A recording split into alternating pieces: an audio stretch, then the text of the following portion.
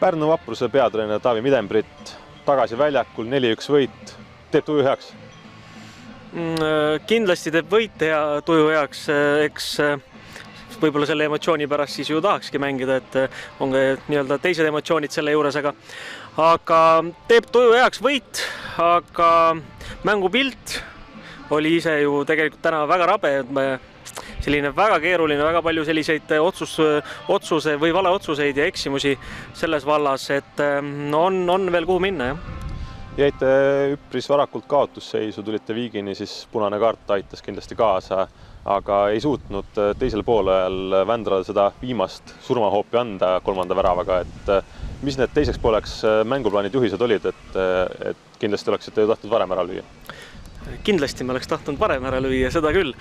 Mis ma enne mängu juba mängijatele rääkisin, et kõige olulisem on kannatus, et sa ei võida seda mängu esimesel minutil ega ka esimesel poolajal. Et mängu nii-öelda võitja otsustatakse ikkagi seal lõpuvile järel ja see sama info tegelikult oli ka teisele poolajale minnes, sest kui me esimese poolaja peale seda punase olukorda vaatame, siis kadus igasugune tempo mängust ära, et pausi otsa ja sedasi ei ole võimalik seda mängu võita. Et oli oluline, et me püsiksime nii-öelda pea külmana ja rahu säilitaks, et mänguliseks pooleks, et nagu ma ütlesin, et väga rabe, siis mis on minust äärmiselt oluline, mis on nagu hea, mille üle on hea meel, et mängijad tegelikult lõpuni olid ka külmad, või pea oli külm. Et kui nii-öelda füüsis hakkas ikkagi järgi andma, siis nad ikkagi suutsid nagu mõistusega asja võtta ja kindlasti see on nagu üks võti, et miks see lõpuks siis me jõudsime ära kannatada selle või selle värava ära oodata. Et jah, me tahtsime ka seda väravat saada varem. Olid seal mõned jällegi need otsused, millal sööta sinna värava ette ja natukene realiseerimist, aga Vändra andis nagu väga kõva vastupanu ja nad olid ise ka pidevalt ohtlikud, et nad jätsid piisavalt mängijaid ette, et kui sa teed vale otsus, annad palli kiirelt ära, siis nad olid alati olemas sinna nii-öelda kaitseliini taha ründama või kaitseliini ette siis.